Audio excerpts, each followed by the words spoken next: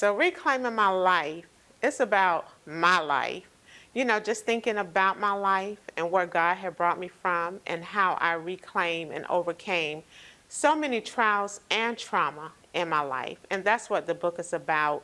Is to inspire other people to share their testimonies, to let others know that there's hope, that whatever you're going through in life, you can reclaim. This book is for anyone, and really and truly everyone, because no one is exempt from trials or trauma. We all go through something, whether it's financial struggles, health struggles, marital issues, whatever the case may be. Again, abuse and trauma. Everybody is faced with something. So the book is for everybody. So at this time, again, if we could just go around and everybody introduce themselves, that would be great. Start with this beautiful lady here. Hello everybody, my name is Zaida Lantigua. I'm Dominican, and what else can I say?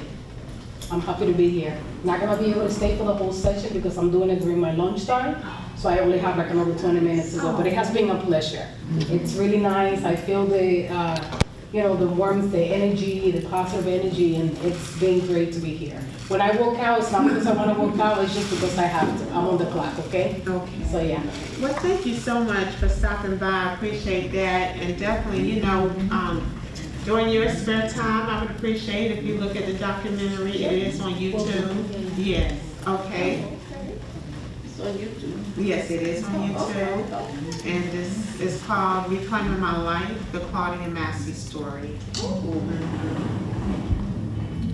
And your name? I'm Denise Jones. I'm a semi-retired substance abuse and mental health counselor.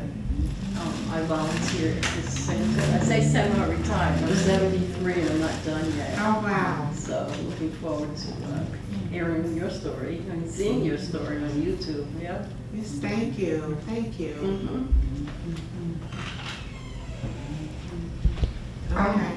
Hello everybody, I'm Carolyn Jackson. This is my first time even coming in this center, and I'm with my granddaughter and my cousin. They up to the front, so I said let me come back here. But it's a pleasure. It's beautiful. Thanks for having me. Yes, but thank you for being here. This is my first time as well. I live in Richmond, Virginia. Oh, okay. Yes. Okay. Welcome. Thank you. Welcome. Thank you so much. Hi, I'm Dolores. I'm a two-time survivor, so I'm one of the originating people here before it was built. So I do a lot of give back now. Of course, that's about the life. And yeah, I'm here. I'm happy to be alive and tell my story. I now, my give back is just that. It's personal. It's expressive. It's loud. It's misunderstood. But like you said, if you haven't been through some of the experiences, everybody's not going to understand anyway. I'm here because I'm always invited to the events. And I love being here because I'm now reclaiming in another situation even at 46. So, and Wow. it's okay. Thank you for that. And I appreciate that. I'm sorry, your name again, Denise, Dolores. right? Dolores. Dolores. I appreciate that because, we're going to have people who have reclaimed and people who are reclaiming, trying to reclaim. So thank you. And if you would like to elaborate on the trials, challenges, and the trauma that you experienced, please do. I'll share with you that the picture here is the Shani Baraka, the sister is named after from the hands of domestic violence from her boyfriend. On the end? In the middle. In the middle. Okay. So that's Shani Baraka. And it started because she was killed by her boyfriend. You said it originally started? She was killed by her boyfriend. Oh my goodness. So, and of course, a lot of my sisters that didn't survive is one of the reasons why I'm very vocal now. Because like you said, we don't speak about it because we're fear being judged. And then being a professional, it's like, oh, hey, you have it all together for everybody else. But no one knows what goes on behind closed doors. Yes. So, I'll be battling, like praying the next hit don't kill me. However, show face and be strong. And it's really a thing that nobody checks on a strong friend. So I've had a lot of my friends die. So I'm now like, no, we have to reclaim that. It's okay to not be okay. And it's okay to not stay there. Yes. You got it. It's okay to not be okay, but it's not okay to stay there. And Absolutely, I absolutely. have to leave now. Thank you for having me, though. Have a good one. Thank you so much for coming. I can identify so much with you. I became a substance abuse and mental health counselor because I am a survivor myself. I am a survivor of domestic violence, sexual abuse, all of it, all of it. And as a result of walking away from it, there's a difference to me between survivors and healing. Yes. I'm about helping people heal. It's a big difference, if you don't understand that. No, they don't. No, I've you been can in survive. survival mode, Me that's why I'm too. speaking to it, because Yeah. now you get the angry bird that's misunderstood, but it's only a leash because I've been so silent for so long, now Right. everything has to come out and it's coming out at once. Exactly. So it's one of them things that even in counseling, and I think it's misunderstood, that people are judged based off of that. Yes. Sometimes it's not always an attitude. A lot of times it's pain and I'm screaming out, but I don't know how because I was silenced. And Yeah. this is just how it's coming out. So, you know, you get the negative narratives. You know, you Yeah, get- yeah. Just by speaking, you also hit them. Yeah. Oh, yes, yes, yes. Absolutely. Yes. Yeah, but through the frustration of it, like I've lost out on a lot of business because I didn't know how to express it. So it was the flip, like, girl, you got attitude, what's the anger, girl? One of those things, and it's just like, wow. So I had to learn to reclaim that and how to speak after the pain. How to speak after being silenced. Hi, Cheyenne. That's important what you said. I work with women, and I help women teach them to use their voice. And I teach them to build self-esteem and confidence. It is hard. It's hard to I have a friend for many years. Her husband, every time she opened her mouth, you made me cry her ass off. And she fell into the what else. And I work with her. I don't tell people what to do. I work with them to build their confidence and self-esteem. And one day when he said, or else, guess what she said? Or else what? And guess what it meant? Nothing.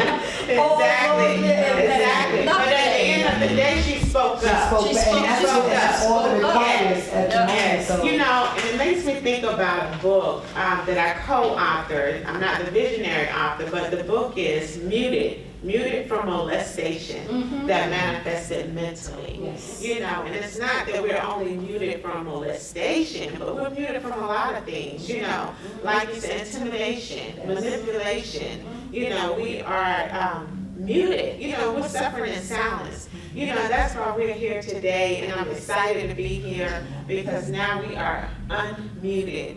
You know, we are strong women, you know, and we must affirm ourselves daily and say that I'm bold, you know, I'm fearless, you know. We have to let people and I know. am better than. I don't know why that's switched to a negative narrative either. Like I am better than what I was. Yes. I'm better than that. Yes. Like why Yes. is Every it day, I am. every day. Right. It's like I am better than that. So, Yes, that's you know, right. it's You get just pushed back because A whole lot. I learned to use my voice, and a lot of times people can't handle it when I'm putting truth on the table. They just Yes. go, who do you think you Yes. are? You need to be quiet. Yeah. You know what I'm saying? I So got a whole And lot. what's your name? Who do you think you are? Exactly, you need to be quiet. What's your name? When you get, who do you think you Right. are? Me. I am. I am Lisa Jones, Come okay? on. Okay, Right. but really, seriously, Definitely yes. a lot of pushback. Yes. Absolutely. Even now. Even Yes. That's why I go for therapy, and I express my sensibility to be understood. And when they came to my building, I tried to express myself to her again. She gonna tell me to go sit down. She no longer be my doctor, Wow. my person to speak to. I'm not a child. It's bad. You It know, really people don't is. need- And each time you go to that corporate to express yourself to ability, they don't curse, and I put them in their place. And when you take a diagnosis to touch me the wrong way, I don't like the feeling, don't touch me. All right, And now. I tell you, and no one did that, right, lady? that's right. I feel so well. Yes, absolutely. Don't you say it, okay? That's And right. then the biggest thing, like you said, muted with the We're gonna molestation. tell you It something happens else, within the right? family, so we're gonna Thank see you. that. You are so welcome. It happened in my house. I grew That's what I'm up- saying, happens in the I grew family. up- That was me. And I grew up with someone who was very mentally ill, but very wealthy. And it was a living hell. It was just a living hell. The domestic violence, the sexual abuse, and you were taught, you don't say nothing about what goes on in this house. Thank you. You are so welcome. No, for children, they go to school and you, the stuff that's going on in their house, and then they have to go to school Yes. and perform with all of this that's in their head, and it's crazy. Yes, and that's a good point when we talk about children. A lot of times, people overlook children. Yes. A lot of parents say, you ain't going through nothing, you don't have to pay no bills, you're fine. But, when parents are faced with divorce, when parents are in the home and, they're showcasing domestic violence, we don't realize how that's affecting our children mentally. Even when we try to hide things and keep things from our children, they can feel the energy. They can feel that energy, yes. And then they start growing up and you're wondering why, they're in school now, they're getting in trouble. And a lot of times, people, adults, we are so mentally and emotionally drained until we don't have the strength to really process why my child is acting like this. You know what I'm saying? Instead, then we're too on them. Why are you acting like this? I don't know. I give you everything you need, Right. You really not say, do I give them everything they need? Am I giving them the time, the attention, the love, the affection? No, because I'm mentally and emotionally And it exhausted. goes from generation to Yes. generation to Yes. generation. There's no healing that takes place. Yes. I don't believe that there are bad children. When people say, "Oh, you bad," I don't know. I don't know. Something's going on It's with something them. that's me, yes. I was that bad kid, but I was touched at none.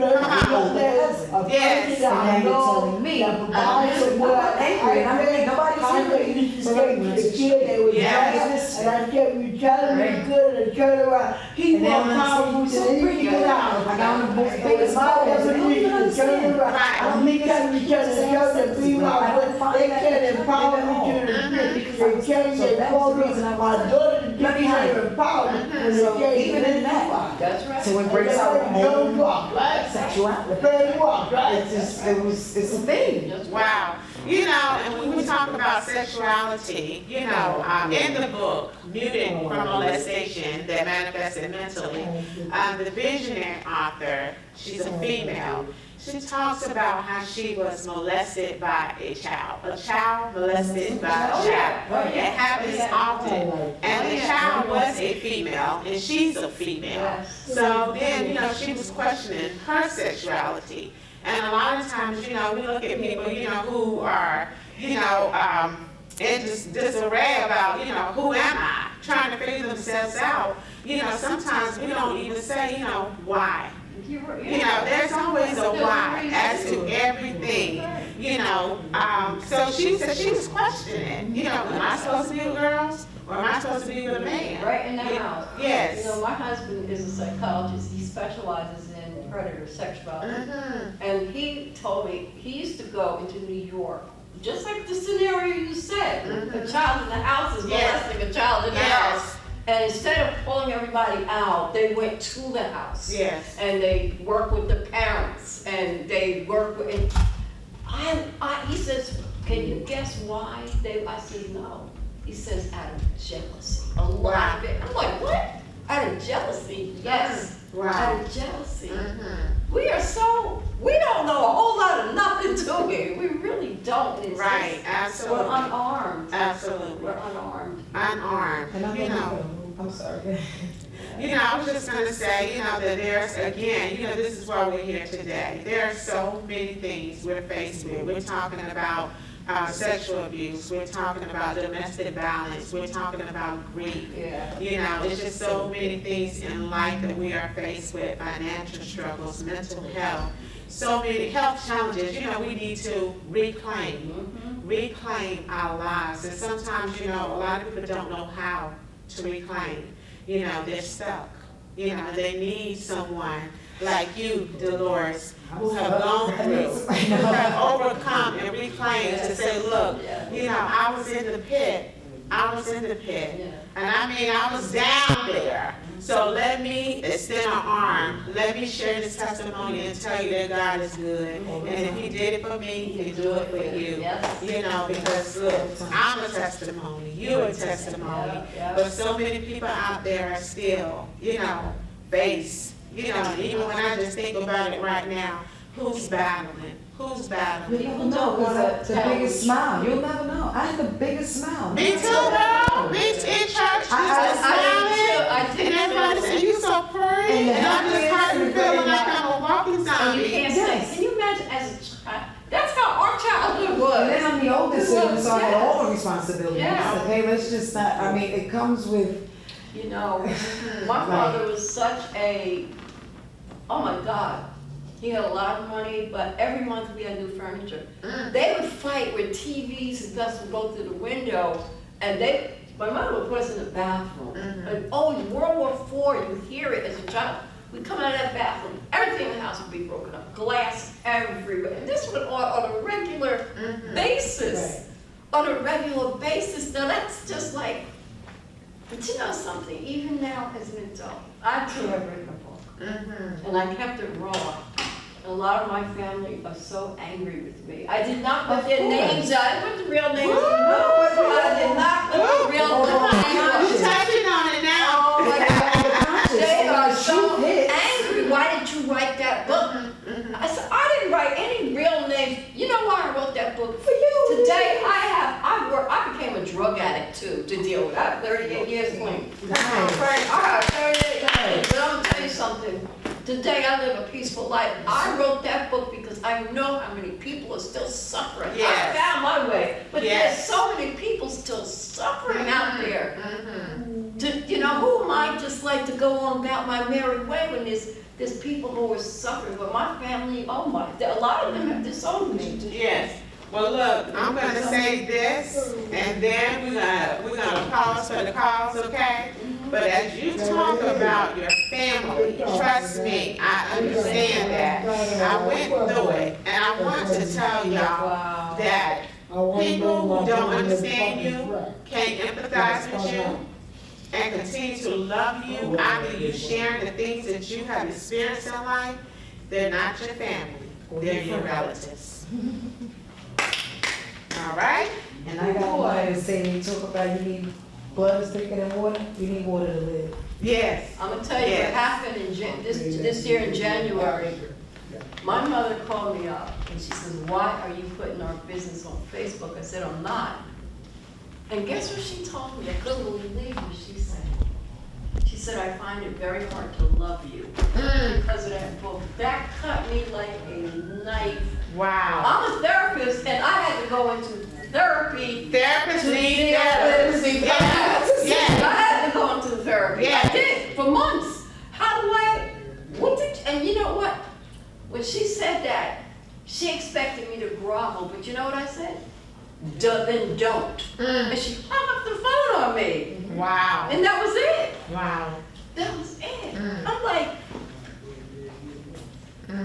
and this isn't just my story. This is a lot of people's That's a lot of stories. people's story. Yes. I Yes. appreciate what you said to me about your experience of what happened when you wrote your book. How Yes. people just, I Yes. do. And I had to accept that, you know, because again, if we don't share because we're gonna be so concerned with what our family is going to say, Yeah. we'll suffer forever. We will suffer forever. I feel free. Yes. I'm liberated. And I'm okay because those who left, you know, I say you disgrace the family, you know, they need therapy. They need therapy. They need therapy. Yeah. So, you know, I'm just praying for their healing and that they can reclaim and then come to me and say, now I understand. Nice. Wow. That's a beautiful way, I need It is that. a beautiful way to put it. I need I'm that. so glad I came here today. I'm Amen. so happy I came here today. Same, because I am going through it again, well, coming out of it again, let me say that. I like the final chapter, that's why I say, well, all of them was something. Yes, well, you I can feel have like the it's final that chapter final as well. chapter because, Girl. as I said, my children are 29, 19, and 4, and here I am again, right? completely. I'm coming from out the shelter. I was completely bawling this morning. I told God I'm done. I know this is not my fight. Right? And Keanu calls to tell me, oh, we having a good time. There's something coming up. Like they should come over. Wow. And I'm homeless for a week. And I'm okay with it, right? I don't want to go through all this process. I am just grateful to have the know-how. Yes. Yes. To not stay. Yes. Good for you. Right? Even at whatever it is, take her because I need her this time. Right? Yes. And I'm okay with that. Yes. Today. My Because my God. family, they're like, worst mother in the world. Son, how dare you be person without fail? Wow. How dare me give the child to her other parent? Yes. Who is more than capable of it. Yes. I know he's not gonna let anything wrong. Right. Like, really? But to hear you say Self-care. it's for me. Self-care. It's for me. Because if you don't, that's right, because if you don't, just like what we just said, you have your child in a home and you're not giving anything And that you have my nothing to oldest give had- right I now. had no idea he was sleeping with a knife under his pillow at that younger age. It was younger, but and then never knew because, like you said, we think we hide it from the kids, Yes. keeping them busy, Yes. keeping them in sports, and keeping Right. them active. Mm-mm. No, But they know. he heard every cry. in the Yeah. bathroom, Yes. thinking he sleep at night. Yes. You know, he's swinging mask in the time and getting your time. So I had a thing where it was mommy time after 9. And Right. make sure they sat in bed schedule. Didn't phase it. We had those conversations today, and he's 29. Wow. And I'm able, so thankfully he's the gentleman because it's a thing, like, you know, if you put this up, imagine you felt that, you don't ever Wow. disrespect, like, he didn't have a man there to show him the right way, Yeah. but it's like I said, Yes. we broke the statistics of Yeah, saying that a yeah. woman can't raise a man, because my boy at 29 I don't have the manly things to give him. But at 29, I am very grateful to say that he's a double major. Wow. He Yes. just passed his firefighter exam. Yes. No children, no charges. Good Right, and we were born, and raised in for you. the hood. Because for me, the hood was abbreviated for the neighborhood. Yeah, And we yeah, took care of yeah, ourselves. that's So right. I'm going to flip all of these negative narratives back to the village that it was for us, that we Yes. needed to take care of. I love So it. that came in being vocal. Wow. You know what? So- Give yourself a big Yes. pat on your back. Yeah. I'm tired, I am, and it was hurtful, but I have to choose, like you said, because for God. But And I was like, I see my older one was like, what happened to the give back? They're waiting for me, like I'm screaming out my hug. But it's not one of the things. It's yes. Yes. A lot of people need to hear that. I'm screaming out for help. We scream out for help different ways. You know, screaming out for help can just be my attitude. Yes, yes, I'm yes. screaming out for help. You know, that's what's wrong with me. Yes. You know, When I that's wrong with you. When I'm screaming for help. with You my know. clients, they were like, how do you know? I see your behavior. Yes. Only Yes. because you have experience, and that's what they're missing. So I there's know. some people who have the experience where they need Yes. to be I effective. can't Yes. tell you how many clients I've had over the years, and they were telling my story out of their mouth. That was their story. Yes. You hear what I said? Yes. That was their Yes. story. Yes. And I'm gonna tell you something. The state of New Jersey, the policy, you are not supposed to hug the clients. Right. And I used to tell them all, they would fire me. Yes. If I have somebody sitting in there that's crying their heart out, I am going to hug them. I am not going to sit there. I don't care what I am going to hug them because that's what they need. Right. I'm Yes. happy you said that because we're right here right now, Harmony House, right? And the counselor going to revalue or whatever it is, assessment and everything else. And she was so adamant about empathy and because I've been and I kept telling me her story of successes and survival, and I'm looking at it like this is not the welcome. Right. I don't know, I'm here with them tears and Wow. Wow. Wow. so I feel like I'm on assignment. You are. Please You are. sit there. You are. Right? You are. It's like, place me there. Yeah. To see, this is a problem. If you're here for a paycheck, fine, I'm not knocking nobody's hustle. But this crisis situation is why we have our little girls missing, is why we have the suicides. They're not being heard, they're being judged on that Yes, level. yes, God. And it has You know to something? stop. Whenever, a lot of my colleagues in the beginning, they couldn't stand me. Mhm. I'm going with what worked for me, my experience, and I knew when I got a new client, I have to earn their trust. Mhm. So they would come to my office, and normally we're supposed to fill out the paperwork, but I'm not doing that first time. It's scared. You Mhm. know what I would tell them? You like music? What kind of music you like? And put that music on, and that's when the beginning of me earning their trust begins. Right. Let me earn their trust, and then I have a better rapport to Exactly, help them. Because I exactly. remember how I felt when I first went for help. It was great. Well, how about being I don't told you know care too much? Right, I'm right. scared to death. Who does that? I don't know you. Or coming in an environment where it's supposed to be a welcoming setting. Mhm. The snazzy, I have to call it out, like, stop. Right, It right. has to stop. Wow. I'm not coming in here, if I can, you're walking past me and you're sad. Hello? It don't hurt. Not at I'm all. trying to keep myself sane, so You I don't wanna go there. Unfortunately, you please. know, some people have a job. And They don't care. They are there for their But paycheck you're dealing and that's with it. people. You're dealing with human. We know that. Human per. Yes, we know that. I was always telling my thing, if y'all want to fire me, then fire me, because I'm doing it what worked, it worked for me. Mhm. That's how I'm doing it. she's the only person that kept me. Wow, yeah, Yeah. wow. Hello, how are you? So this is the sergeant that works with us with domestic violence as well. Oh, okay, okay. So Nice to meet you. Nice to meet you also.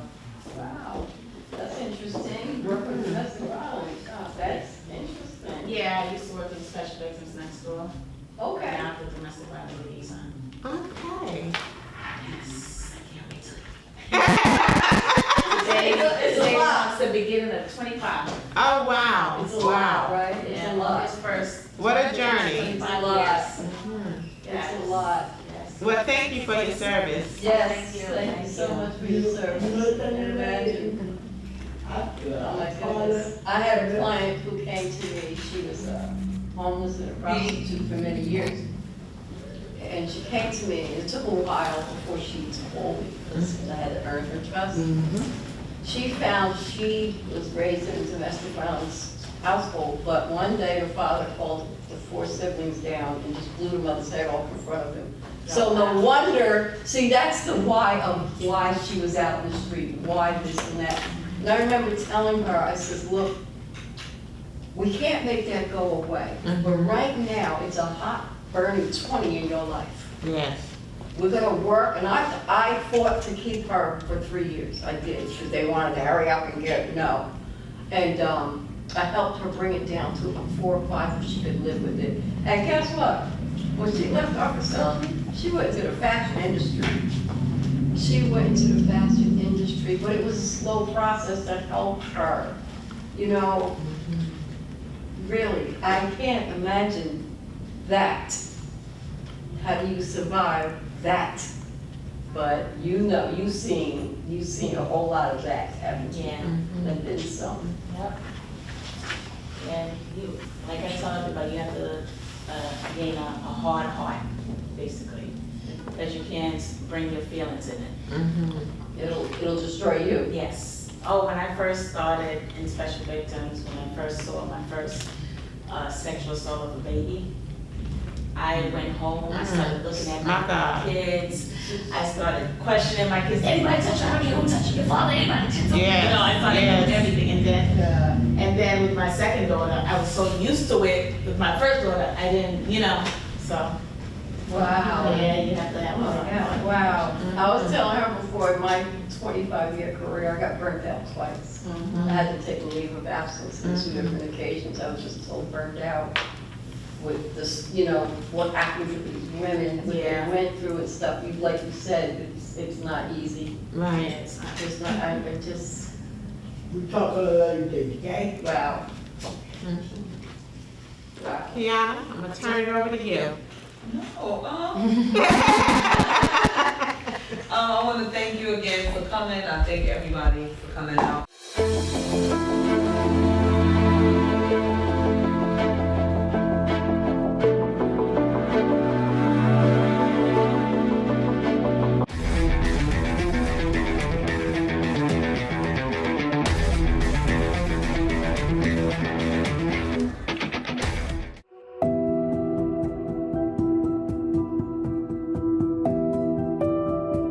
I never told a soul.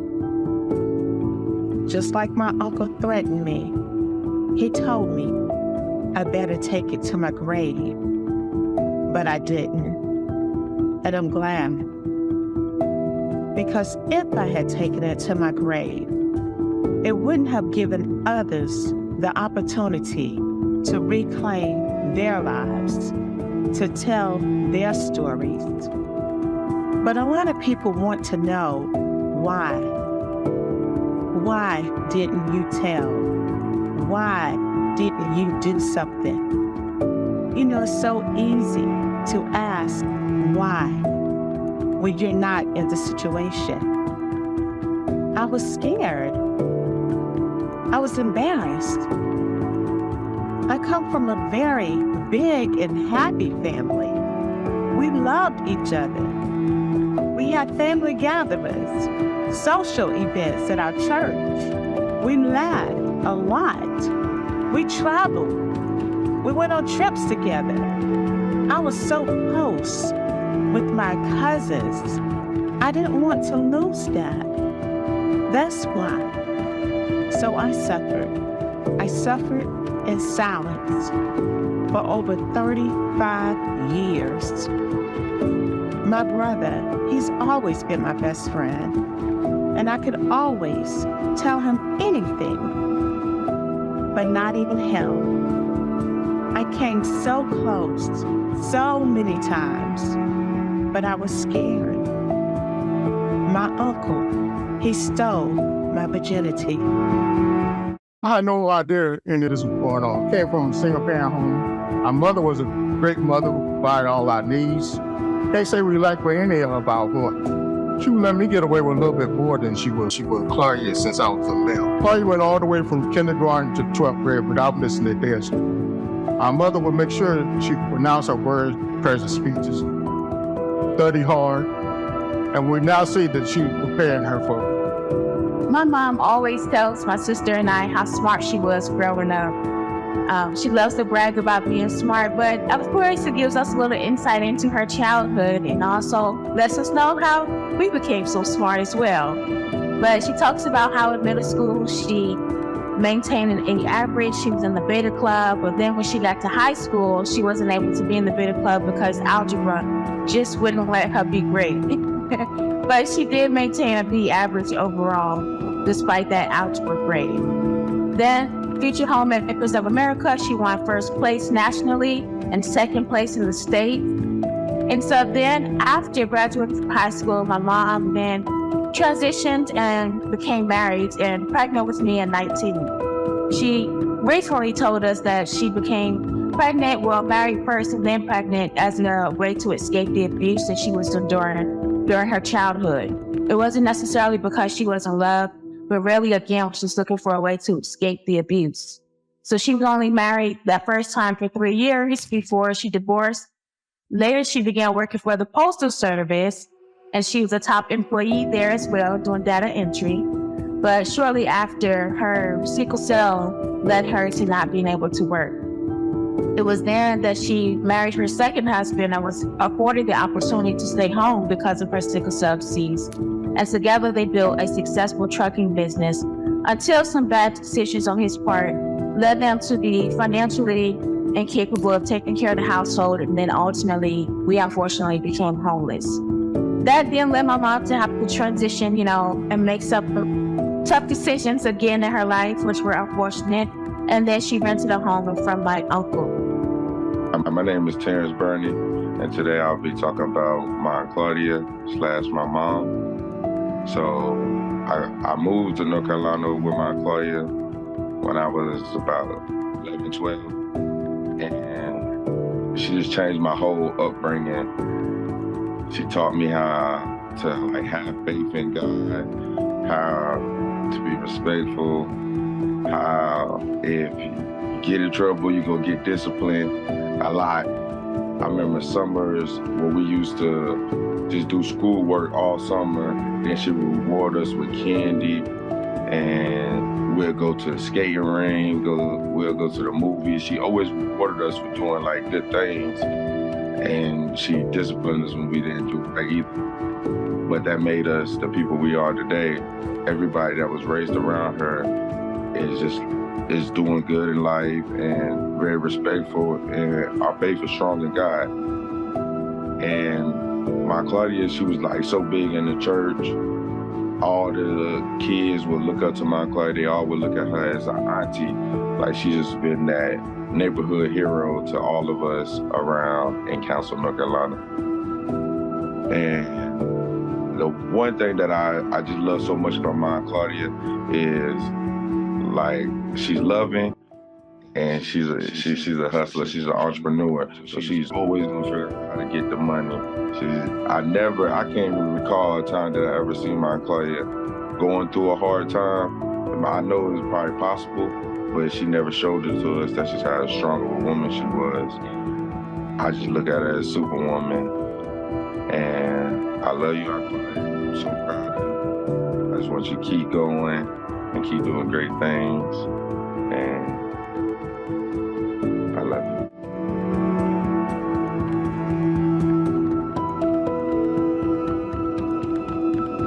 My mother is one of the strongest people I know.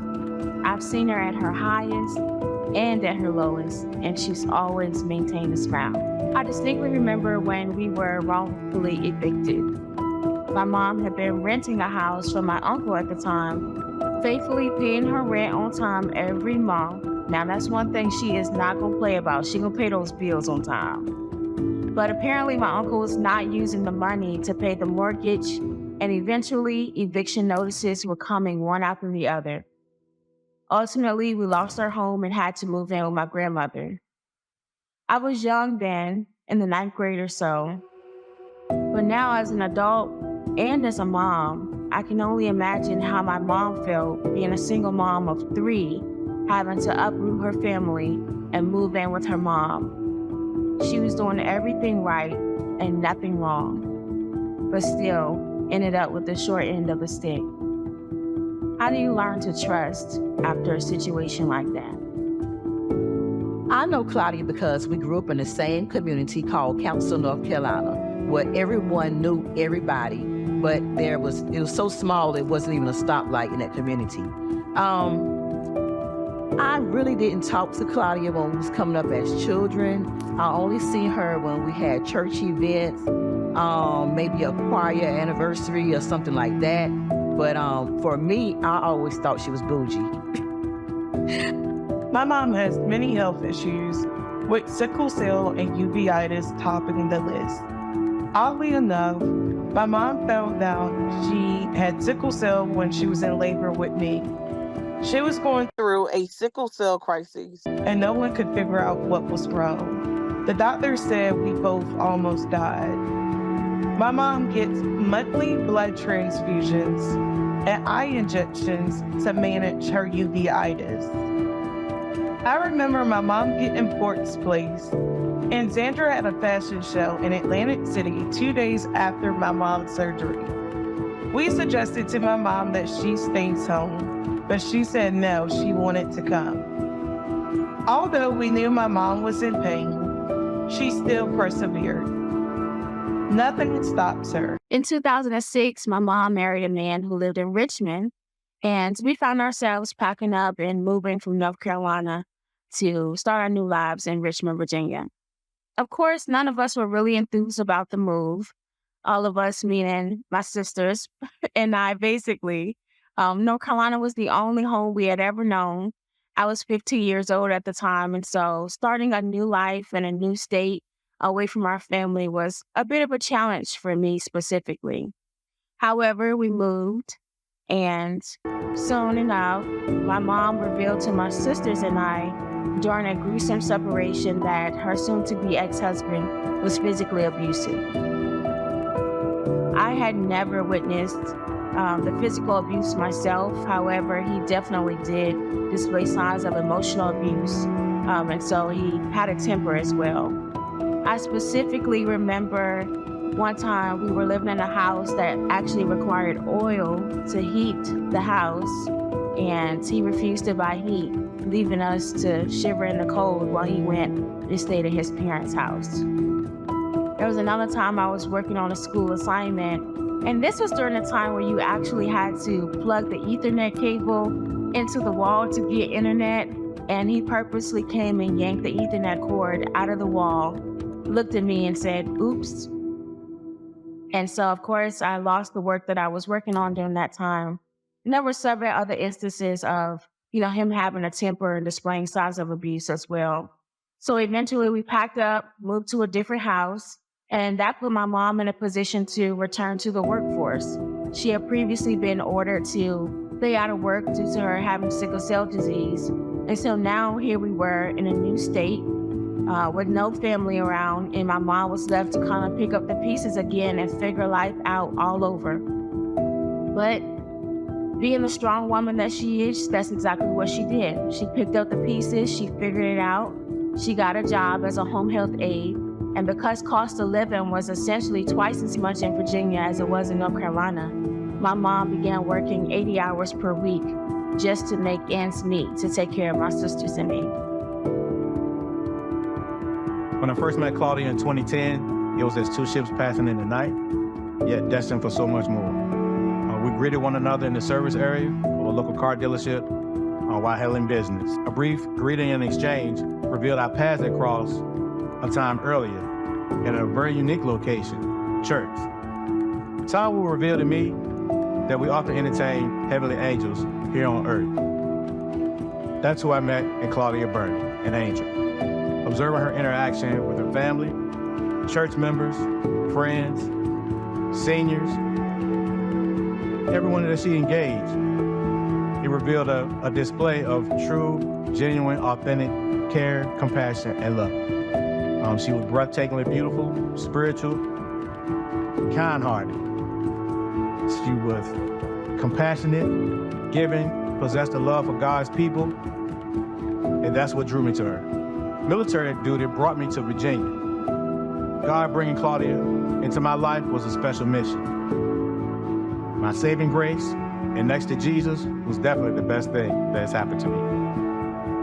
The day my mom told me that we were gonna get a foster child, I was so excited. Whitney and Sonata were always so close in age, so they were doing everything together. Finally, someone to do everything with. I remember planning in my head, like going to the mall, getting ice cream, staying up all night watching movies. When Chrissy came, that's not exactly what I got at first. We didn't really get along too much, but when Brittany and Jordan came, it became the four of us. We started doing everything together. We would stay up late watching Harry Potter, baking cookies, and we found common ground. We would laugh all the time and play, and it was just fun. I felt like they became my new best friend. So it wasn't exactly the friendship that I had in my head, but it was the friendship that I needed all along. Hi, my name is Jordan. I love my family, but Zan really is my baby sister. When Brittany, Jordan, and Chrissy first came, it was an adjustment period. I remember being embarrassed to go out with them to eat because their table manners sucked. I also remember carrying around diaper bags for full-blown big kids. I always commended my mom for adopting 3 kids with disabilities. When I look at where they come from to where they are now, I can't help but to admire their growth. When my mom first mentioned that she wanted to become a foster parent, I really didn't think too much about it. Honestly, I don't think I thought anything about it. I was actually in college away at the time, and so I think I really thought that by the time I finished college, the foster child would be gone, because I did know that fostering meant temporary placement. And so I went on pursuing my college degree. I figured by the time I got home, the child would be there, be gone perhaps, and that life would just go on pretty normally for me. However, it actually turned out the exact opposite. I graduated college, I came home, and then the foster child came. And Christy was the first foster child that my mom got. She was 14 years old at the time. And I distinctly remember the day that she came to our house. Like I said, I had just graduated from college. Christy came with the social worker, and my mom told me to take her belongings and take her upstairs and help her get settled in. So I went straight into big sister mode, not an unfamiliar role, right? And I went upstairs and I began unpacking Christy's belongings, and most of them were soiled and wet. Unfortunately, she had not been receiving proper care in her last foster placement. And it took me about an hour, really the whole family about an hour, to recognize that my little poor Chrissy girl had suffered from poor hygiene and a host of other challenges as well. Combine that with the neglect and abuse that we then discovered later on, and asked me how I felt for my Chrissy girl. My heart wept for her. And it was only a matter of a few days before I realized that Chrissy was one of the sweetest girls that I had ever met. And I wanted to give her the love that she was desperately seeking and unfortunately had never had in her 14 years of living. And so I quickly realized that because she had suffered from abuse and neglect, she also had an attachment disorder. And so I'm laughing, but it's not funny, obviously. But Chrissy would follow me around the house saying, "Hey, I love you, okay?" And although I would laugh, because it was unfamiliar behavior to me, I couldn't help but say, "Hey, I love you too, okay, Chrissy girl?"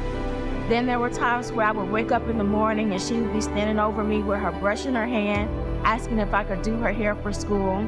Of course, I did her hair for school. I knew that having a sister meant a lot to her at this point, an older sister at that as well, because Chrissy is the oldest of her biological sisters. And so I was really eager to fill that big sister role for her, although I did start locking my room door at night. After that point, after waking up to her over my bed several mornings in a row. However, over the course of the next year, my mom did end up adopting Chrissy and her two younger siblings, who also had a host of challenges as well, combined with the neglect, the abuse, and the mental disabilities that they unfortunately suffer from. I knew that they required a lot of work that I wasn't necessarily sure my mom could handle considering her health conditions, but my mom decided that it was the best thing for her to do out of love. And so we pulled together as a family to support her decision of adopting Chrissy, Jordan, and Brittany. And their transformations, again, did require work, but 10 plus years later, Chrissy's still gonna follow you around. Jordan is gonna talk your head off, and Brittany is gonna give you a little sass. But those are my girls, period. I love my mama, and my mama is my everything. She means that. I'm so grateful for the way my mom loves me. Because she cares, I am graduated with a standard diploma and not a special diploma. Claudia was previously a foster parent to the girls. She petitioned the court and was approved as the girls' adoptive mother. The girls carried Claudia's maiden name. As Claudia and I discussed the future, which included our daughters and our blended family, I wanted the girls to have the same last name of their new parents. I loved them as if they were my own biological daughters as well. Claudia and I married and petitioned the court collectively for adoptive rights for the girls as their parents. This was a prayerful decision and one of the best decisions of our lives. I started Frankie's Customs, my custom clothing line, in July of 2018 in my bedroom. It was just fun at first. I was practicing, picked up some tools from Walmart, needle and thread and some fabric, and I started sewing things together. I would have Brittany and Jordan and Chrissy try on the clothes, play music, and they would model for me. And then I would be like, okay, let's show mom. So we would go in her room and we would practice walking back and forth like they were on the runway. Mom really hyped me up. She was like, okay, girl, I see you. And that really encouraged me to keep going. So I kept sewing. I kept doing that. We would have our little fashion shows and it became so much fun. I always thought modeling was my real passion, but it turned out to be Frankie's Customs and doing sewing. I started posting on social media, and a producer from Miami Fashion Week saw and offered me a position in the show. So when I told Mom, she was like, "Oh yeah, we're going." From there on, she became my momager. We started traveling all over the world. New York was my favorite place to go, by the way. So doing that, it honestly just became a lifelong dream of mine, doing fashion shows, photo shoots. I ended up working with a few celebrities, and things really started taking off. I got offered a feature in Sheen magazine, and that was in Barnes & Nobles, and I'll never forget that day. Me and Mom walking in there, and she's like, "This is you." And I was like, so it was just really amazing, all the great things that happened. And Mom, she really supported me. She paid for every trip we went on. So I really appreciate her for that. And she also just managed all of the clients that I had. She was just there for me nonstop the entire time. And that's how Frankie's Customs started.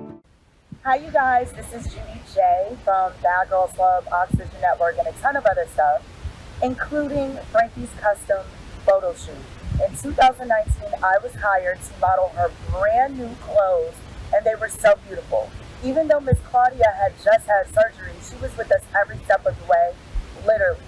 Look at the pick of these steps. Bomb, right? I love her so much. They put me in the Jefferson Hotel. It was absolutely beautiful. And they took me out to dinner to this hibachi place. It was so delicious. Seriously, I had so much fun. She's so bomb, I even wanted her to be my manager. She's amazing, and I love her so much. They literally became my family.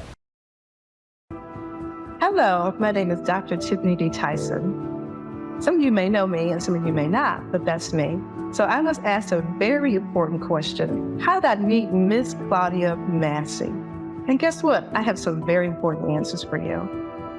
She and I met briefly in 2017 in Rocky Mount, North Carolina.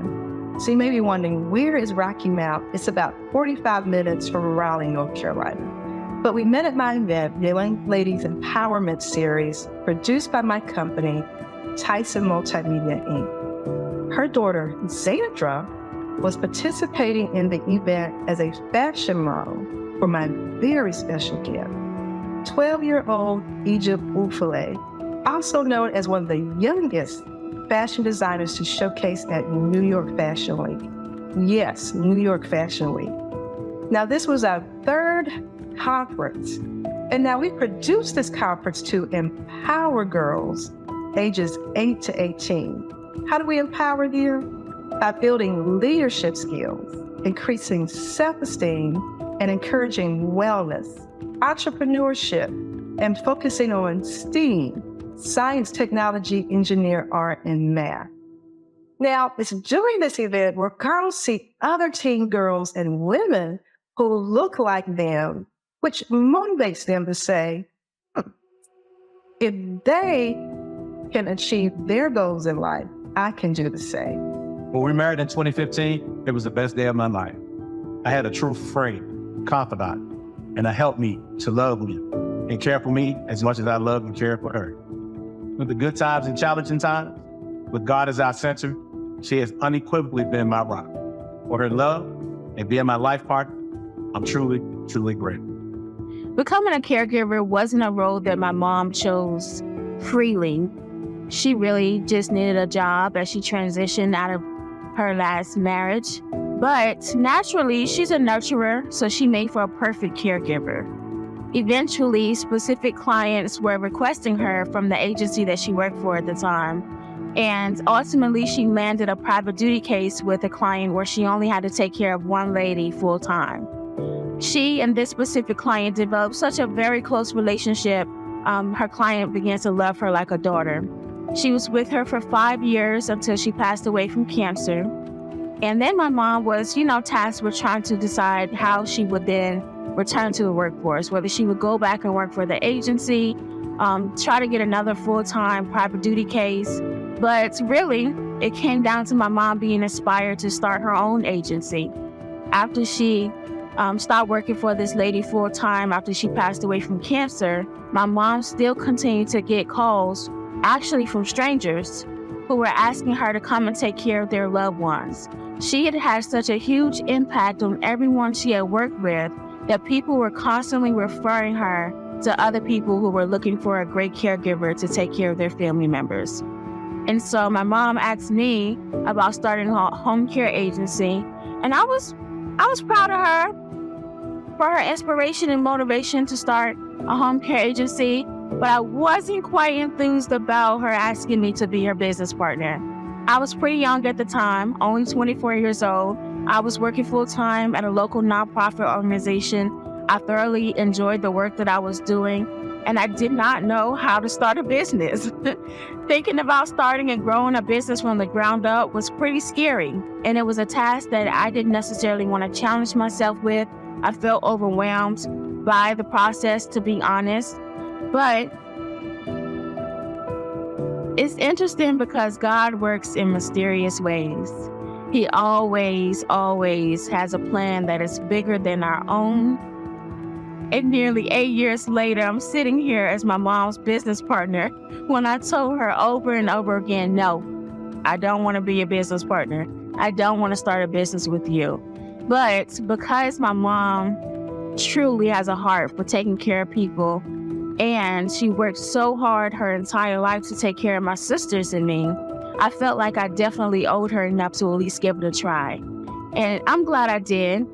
Obviously, it was not an easy task, starting and growing a business from the ground up, but it was truly my mom's dedication, her belief in our ability to exceed is what got us this far in nearly 8 years in business.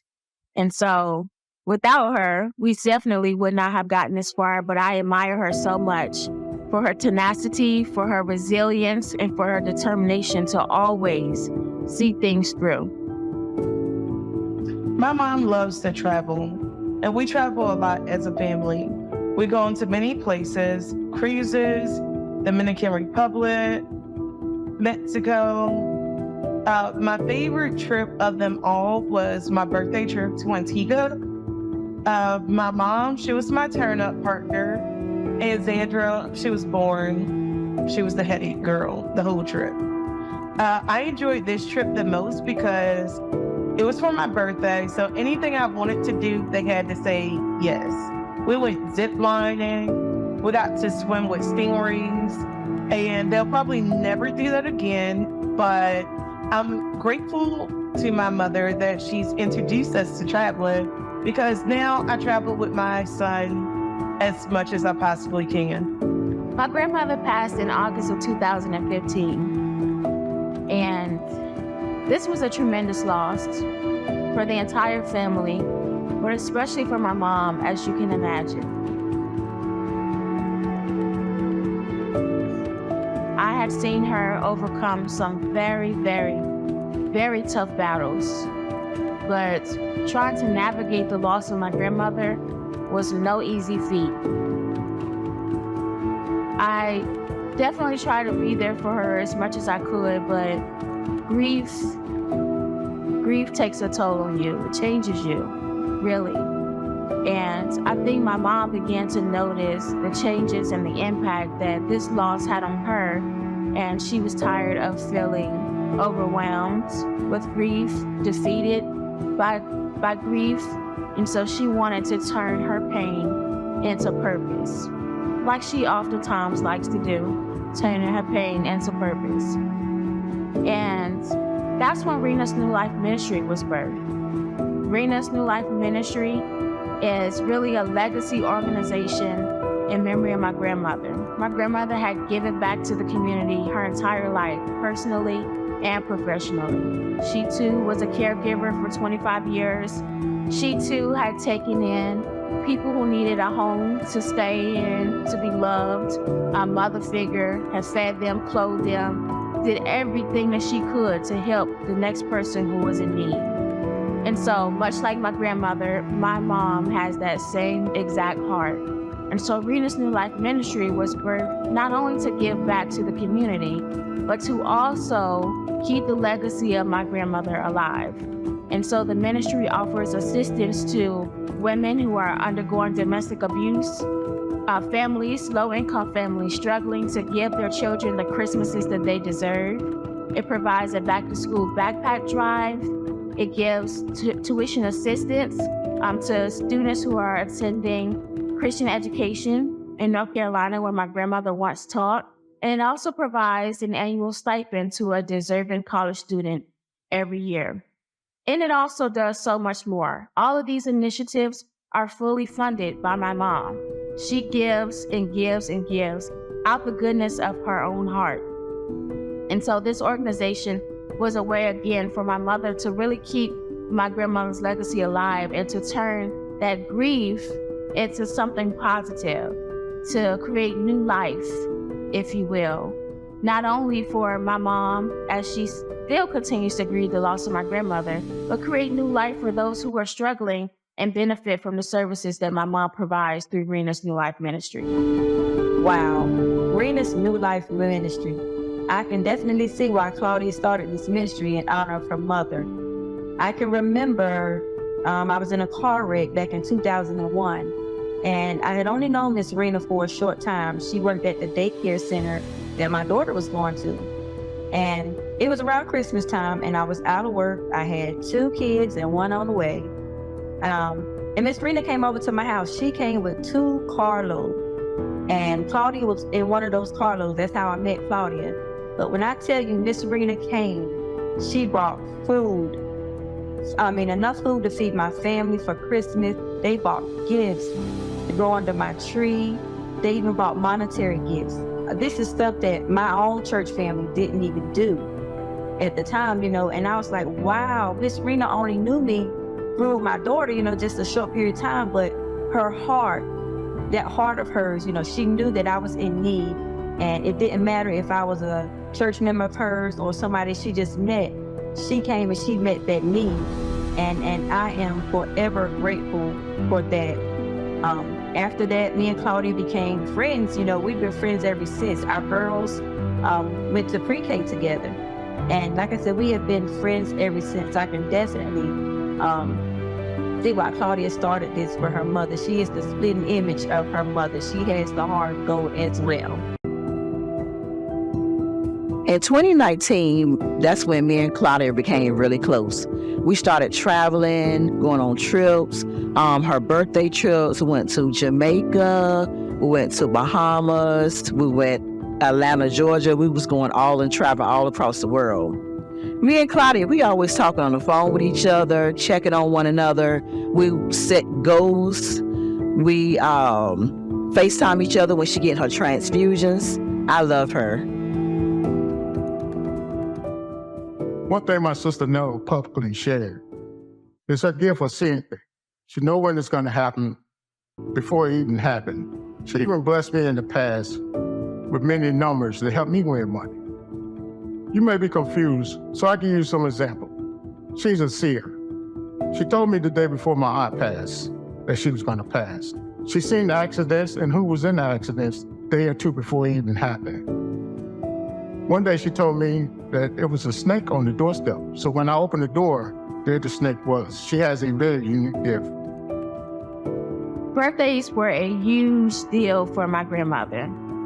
I remember one time she called me on March 1st and said, Miss Witt, you didn't call me and wish me a happy birthday month today. I said, Grandma, today is March 1st. She said, I know. You know I celebrate my birthday all month long. Her birthday wasn't until March 30th. And don't you dare call her afternoon on her birthday, because she would tell you, the day is over with now. You had all day to call me on my birthday. But one thing my mom did was be sure to give my grandma her flowers while she was still here. She celebrated my grandma all month long, just like my grandma expected. So when my grandmother passed, the celebration continued. My mom knows that my grandmother was too great of a light to ever let it dim out, even after her passing. So in 2021, in the middle of the pandemic, my mom hosted a virtual concert for what would have been my grandmother's 70th birthday. She had some of my grandmother's favorite gospel artists on the virtual concert, like the Tally Boys, formerly the Keynote, and gospel legend Pastor Luther Barnes. My grandmother used to be a gospel promoter, and she would actually book these artists back in the 90s and early 2000s. It was a Holy Ghost time in the house, y'all. We had a good time for my grandmother's 70th birthday party. She would have definitely been proud. All the ticket sales benefited Raina's New Life Ministry in order for my mom to continue giving back to those in need. Listen, I want you to know that this woman, Claudia Massey, is a great woman of God. She is a person of integrity. She is an innovative person. She's an entrepreneurial person. She's a loving and caring person. She loves people. She loves to help people. And she's a writer, an author. Especially one of my favorite books is How to Reclaim Your Life. Man, that is an amazing book. I met Claudia back in the 80s. Her mother was a gospel quartet promoter, Miss Rena. Oh man, we used to love to go there, and oh man, she always had food and everything. It was awesome. I met them back in the 80s. We used to come there and do concerts. And, you know, Miss Rena was just a loving person. Matter of fact, the whole family is loving. And even Claudia, even now, she took it after her mother. Claudia still helps a lot of people, you know, even from the books that she writes. Not only does she help people inside of her circle, but she helps people outside of the circle. She helps people, especially other writers, and she has a conglomerate of things going on now, even with other writers. She has a television show. I mean, she doesn't stop. She's like the energetic bunny. She keeps going. So, and then after the 80s, we reconnected during the pandemic. I started doing morning prayer, and her and her husband James used to come on, and they came on and actually encouraged me to help encourage other people. And she says, "Listen, why don't you do a virtual concert?" I said, "Wow!" And then we actually put it together, and it was in honor of her mother. We had some great artists on there, and you know, it would just turn out to be grateful. And then we started something called Quartet Unstoppable. It just grew and grew and grew. We just thought about doing this concert, and then Quartet Unstoppable came up, and we said, you know, we're gonna have a contest. You know, we're gonna have some people to come in and do the videos, and we had a winner. This young group from Miami, Florida, called the Ziegler family. Amazing, amazing. I think the lead singer was about 14 or 15.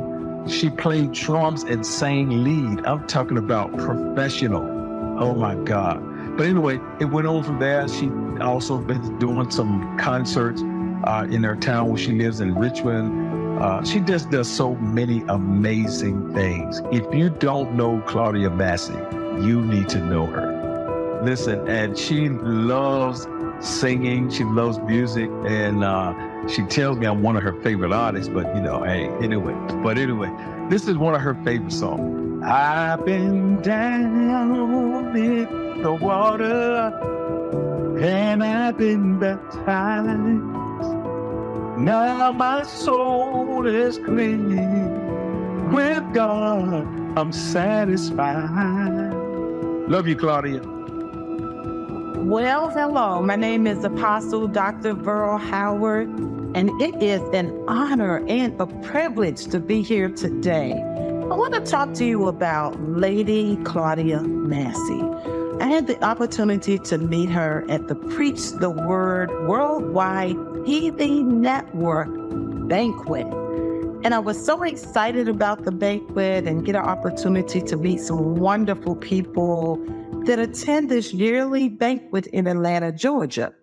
So after meeting Claudia, the Lord allowed us to reconnect again. Claudia was so awesome in giving my artists that I represent, national recording gospel artists, as well as film producers, an opportunity to be interviewed on her platform. Now, you know, many people don't open up their platform, so it was a blessing that she said to me, I would love to interview you as well as your artists and those film producers on the platform. So interview we did, but the relationship did not stop there. You know, God has a way of divinely connecting you, divinely hooking you up with people, and you know that it's for more than that one time that you may have met them. And so that is pretty much what has happened with Claudia and myself, because afterward, we had the opportunity to work together. When she came up and she covered, she's a woman of her word, she came up and she covered the movie debut of our 4th season of the #1 hit show on All Black called Double Cross. And you know, a lot of people say they're gonna come and do X, Y, Z, but what I know about Miss Claudia, if she says she's gonna do it, she does it. She said to me, Apostle, I love your preaching. She said, you know what? Me your calendar. I'm going to go with you. I'm going to armor bear you. I'm going to support. I'm going to pray for you. I'm going to assist you so your load can be easier. And so she meant that. She went with me as the Lord has been allowing me to go preach across the globe. And I am so grateful because she came on her own time. And she supported me when I most needed the support. And I mean, a lot of people won't do anything like that. That is such a rare thing. So I thank God for Claudia, but it didn't stop there with Lady Claudia Massey. She attends regularly our prophetic prayer line, in which she has been very instrumental in playing a vital role as a prayer warrior every Monday night. She is committed to come on and pray with us and to undergird many Christians and many hurting people and people who just need us to cry out. This is the type of woman Lady Claudia is. But it doesn't stop there. Now, there's a health class I teach called Your Health is Your Wealth, because it is. And she's in my health class. And I said, my God, Lord, this woman really honors her word. And so she's been a faithful student week after week after week, learning how to take care of her temple and be the best Lady Claudia Massey she can be. Now, you're probably saying, oh, Apostle, you're making all these things up. No, I'm not making it up. First and foremost, you just can't get into my circle. I prayed about who walks closely with me. I prayed about who I connect with. And I just don't let any and everybody just trail with me. Last but not least, as if she hasn't already done enough, she was very instrumental in honoring many of my family members who were worthy, as well as some of my clients, of receiving their Lifetime Achievement Award. She lit up faces as God used her to unselfishly bless people who had worked in their fields as philanthropy and missionaries and givers for years. How many people? An uncle of mine, 81 years old, 61 years, and the top field capacity as a leader among the police force. That was one of the people that she decided to honor. A man who has worked for president and all types of great men and women of God. So again, this is an honor to be here and to talk about Lady Claudia Massey. One thing we can say about Claudia Massey is that we met her back in 2021. We became the winners of Quartet Unstoppable. When we met her, it just seemed like we were just meeting a family member that we hadn't met yet. She greeted us with hugs and kisses and a smile, and you just get the feeling of love when you're around. And especially when we heard these bills. And just Rob was honored because she had us to come and perform on our event. And she just made everything a special day for us that day. Another thing I could appreciate about Miss Claudia Massey, she always would comment underneath the Ziegler family post. She will always text us, give us encouraging words, always let us know that she's watching us, that she supports us to keep going. She'll give us phone calls, checking up on us to make sure that we doing okay, that we keep on going for the Lord.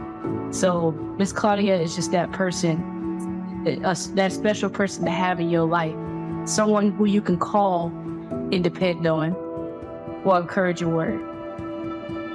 Another thing, she treats us like as if we're her nieces and nephews.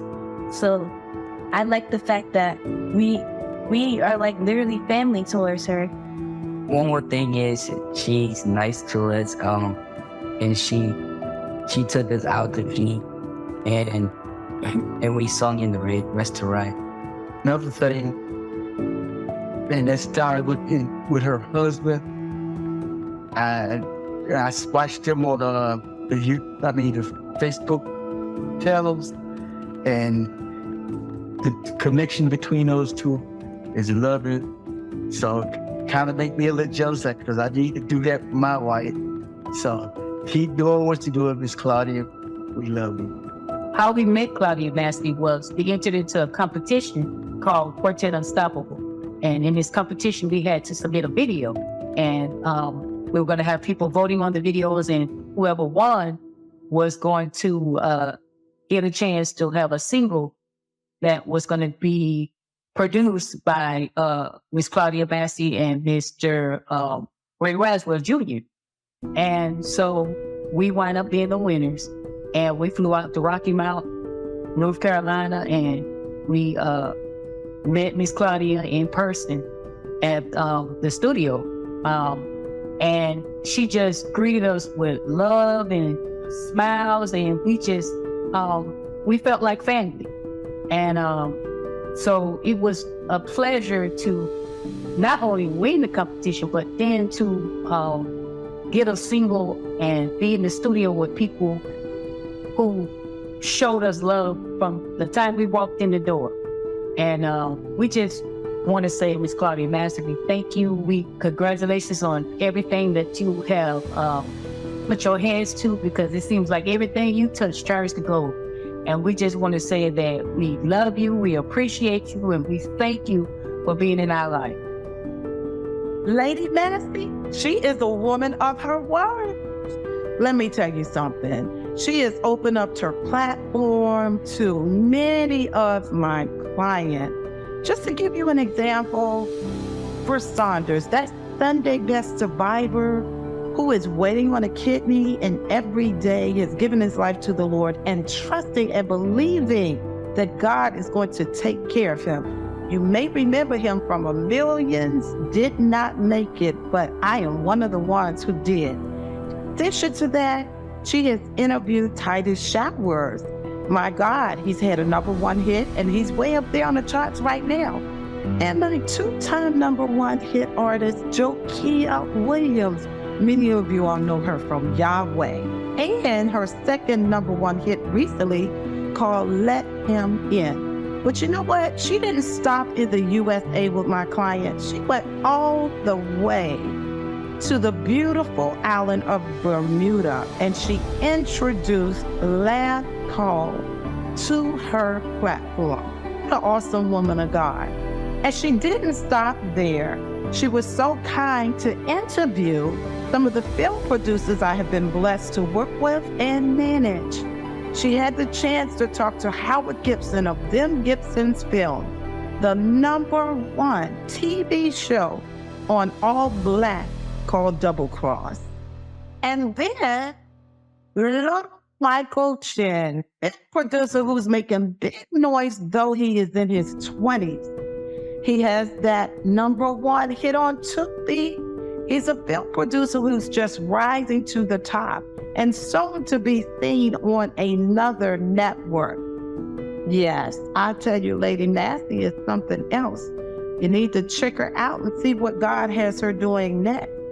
Again, this is Apostle Burl, grateful from Faith Management and Talent Casting. Miss Massey and I connected again around 2022. I think it was around either winter or fall. And she posted a flyer on her Facebook page announcing her project, an anthology about a book entitled Reclaiming My Life. And she said that she had talked about her story first in her initial book and how she reclaimed her life from trauma and abuse. Now, despite all of this, she was also managing her own health problems. She had adopted 3 sisters, and she also had her own 3 girls at home. She was also a wife, entrepreneur, and a phenomenal visionary. Oprah, you got to meet this lady. Then you know what? After hearing about this and listening to her story, I began to really admire and respect her. And she had been through all of this, and when she asked me to participate and contribute as a behavioral health clinician, I was excited because, you know what, this project was so important. Because in clinic, as a clinician, I see many women and men who suffer from trauma, and they come to me for hope. And I was like, okay, this is a significant opportunity to partner in this collaboration, because individuals need to know that they are not alone. Others may be suffering from the same trauma or challenges, but suffering in silence. Because you know what? Who wants to share what they've been through? Because they're dealing with fear, embarrassment, or anger. However, when women read about other women being triumphant and overcoming their trauma in life to succeed, you know what? This sparks hope. Knowing that someone is going through the same thing that you may be living with day in and day out allows you to believe, you know what? I can get through this if they can get through this. So the title of my chapter in Reclaiming My Life is There is Hope for Healing. Now, initially, I discussed how trauma affects us mentally, emotionally, and physically. But then I also talk about the different ways that you can begin healing, because guess what? We are all unique and we all have different needs. And someone's healing journey or the process may take 6 weeks or 6 months or a year. But you know what? It doesn't matter how long it takes. It's that they're beginning the healing.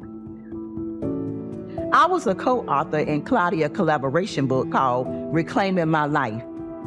In Reclaiming My Life, we went on trips back and forth to Atlanta, Georgia, recording for her TV show. We was on a podcast called Reclaiming My Life. And after that, she did a second book called After the Storm. I also joined that book. Claudia was also my life coach. She knows that my daughter had suffered from mental illness. She was also giving me so much encouraging words, because at that time I had gone through so much and I was about to give up on my daughter. I remember in my closet I was crying, and she called at the very moment, and I told her, I was like, I'm giving up on my daughter. And she was like, no, don't give up on your daughter. She said, you know what?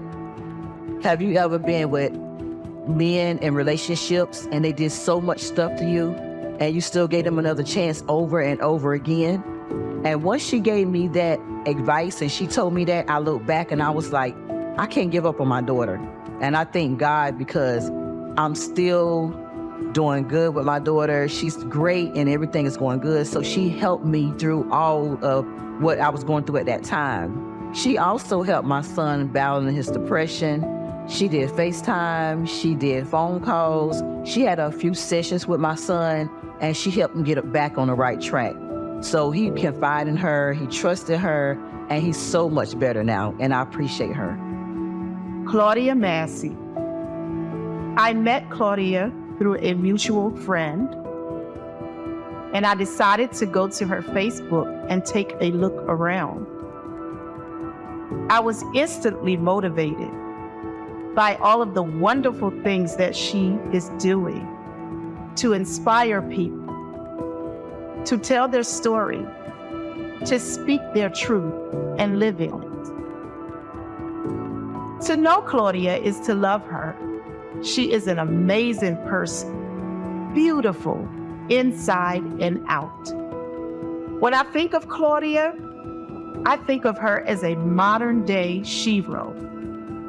Why? Because she motivates people and she inspires people to walk in their truth and to live it out to its fullest. After reading her book, I was so inspired to continue writing my story. I'm so thankful that Claudia and I crossed paths. She's amazing, a beautiful trailblazer she is. Hello, I'm Shani, and I met Claudia in 2022 at my book launch event. She's vigorous and her energy was welcoming. Her spirit moved me, and I soon began to follow her on social media. There, her posts always inspirational, with the purpose to encourage and inspire others. Her love for others never falls short, as she adopted 3 beautiful sisters, offering them a home and a chance at a better life. She also gives back to the community through an organization she established, Rena's New Life Ministries. All that she does inspired me to collaborate with her on her book project, After the Storm, a book of testimonies by storm survivors. I am so proud of all that she has accomplished, inspiring me along the way. Claudia, you are a phenomenal woman, and I applaud you. Last year, my mom randomly told the family, I think I want to put on a gospel concert. We were all like, okay. And then we knew we better get ready. Because one thing we know for sure, if Claudia says she's going to do something, she's not going to sleep until it's done. And that also means we all better get to work, okay? So my grandmother, she used to put on gospel concerts back in North Carolina. And I think my mom knew that she could start from there with the same artists that my grandmother used to work with. And so she contacted them, and they were eager to go. And my mother put on a full-blown production, okay? I'm not talking the country church, clap your hands, stomp your feet, little concert. I'm talking about a full-blown production, lights, camera, action, dressing rooms, hair, makeup, setup, breakdown, ticket sales, the whole shebang, okay? And we did have a good time. Now, we were tired. I ain't gonna tell you no tales. We were tired, but I was so proud of my mom for believing in herself enough to put on this full-blown concert. And we had the Cardi Cortez, the Tally Boys, Pastor Luther Barnes, and Leandria Johnson. And she did that. She did that. Hello, everybody. This is Luther Barnes. And I just want to say a quick word on behalf of my friend, Claudia Massey. She's a wonderful lady. She's a great person to know and come from good stock. Her mother used to promote me in her area years ago. And we've already maintained a great relationship. And we work together now. And I'm very grateful for her, what she's doing in the field, gospel music and other areas. Amen. She's a wonderful lady, Miss Claudia Massey. Luther Barnes. God bless you. Who does that? Because of a book launch, I got to be on stage with a legend like Luther Barnes? Claudia always go over and beyond. Hello, my name is Josephine Sagini, and I'm excited to talk about my friend, Miss Claudia Massey. I met Miss Claudia about 5 years ago. We met at a church. She came to church. She started a women fellowship. She saw there was need, and she jumped right on it. She started a women fellowship, which I was excited to join. And we did, within a very short time, we did a few things. It was around Christmas time. She organized a few meetings. She organized a fundraiser for Christmas gifts for the less fortunate families in the community. And I was one of the participants who went shopping for these people. Me and Miss Claudia and another member from the Women Fellowship, we had a good time shopping. We went to lunch, courtesy of Miss Claudia, and we shopped for families. A day came, we gave out the gifts, and they were very happy. I would say Miss Claudia is very committed to church, especially to women and also children. She organized women getaway, a few dinners with women and also the children. She organized some for beauty, how women can take care of themselves, their beauty, and also she was very active in bringing speakers to encourage women to fellowship, to preach, to pray. She has remained a very good friend to me and to my family, and I want to say and tell the world she is very special. She does a lot of charity work. She has other organization she does, and the ministry she participates in, and she is very blessed. And she don't keep her blessings to herself. She bless others. She is very active, despite some challenges here and there, health, but she don't stay still. She gets up and go. Again, she's a very special friend because whenever you need her, she always makes time to call you, to text, to pray, and I really, really thank God for her. I can only say just a little bit of all. She has been a blessing to me and other people that I know. I don't think I would do a lot of justice talking about her, but only God knows, and only God could bless her. And just to sum this up, I just have to pray that she continues to have good health, that she continues to do what she does, that the Lord continue blessing her. She has a lot of projects, and I pray that she will continue being a blessing to the community. And one last thing I can say, because I am also a Christian person, she's a Christian, we pray a lot together. And also I pray that blessing in the Bible, that is from Numbers 6:24, that says, "The Lord bless you and keep you. The Lord make his face shine upon you and be gracious to you. The Lord turn his face towards you and give you peace." Be blessed. So I'm also an author in Claudia's second anthology book, After the Storm. And my chapter is Perfect Peace. Because you know what? We must create healthy boundaries in our lives to maintain God's purpose, because God has a purpose for each and every one of us. And so in this book, I talk about how to do that. And the title of this book, again, is After the Storm. I had the pleasure of meeting Claudia while working to book my husband's appearance on the Reclaiming My Life show. Having the opportunity to learn Claudia's testimony and more about her story really inspired me.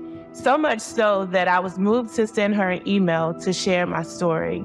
I had never shared about my trauma that I experienced in college, but Claudia has created a safe space where healing is allowed to take place, and she makes it easy for people to talk about the things that they've gone through that they don't normally talk about. And so I emailed her and I told her everything.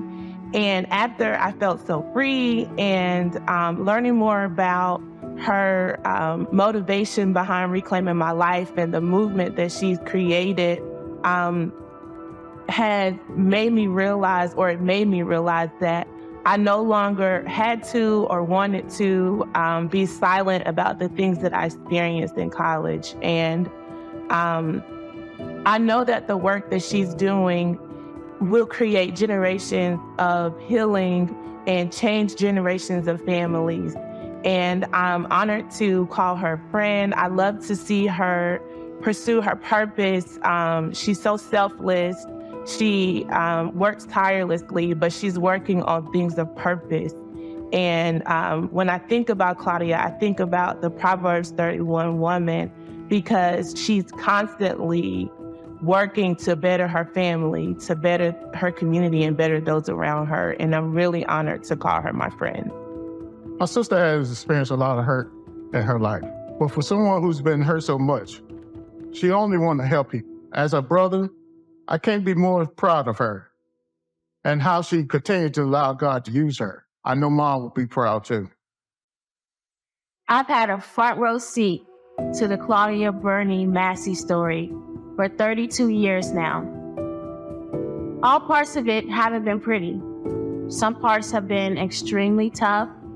Some parts of it have been very sad. But in every part of it, my mom always finds a way to count everything joy. There are even instances where she promises God that if he brings her through one more time, that she'll bless somebody else the way he has blessed her. I just feel so extremely grateful to come from such an angel. One thing I know for sure, there is nobody else on earth quite like Claudia Massey. I'm reminded of the phrase, she believed she could, so she did. That's my mom, Claudia Massey, radio host, television host, life coach, business owner, wife, grandmother, President Biden Lifetime Achievement Award honoree and host ambassador for the state of Virginia, sister, friend, best-selling author. She's had a lot to endure in her life, but thank God, she has reclaimed her life. The book of James, it tells us to count our trials joy. I've gone through many trials in my life and trauma. I overcame those trials and trauma, and I have reclaimed my life. I thank God for restoration. I don't know what you are going through or have been through in your life, but I do know that there is hope that you too can reclaim your life.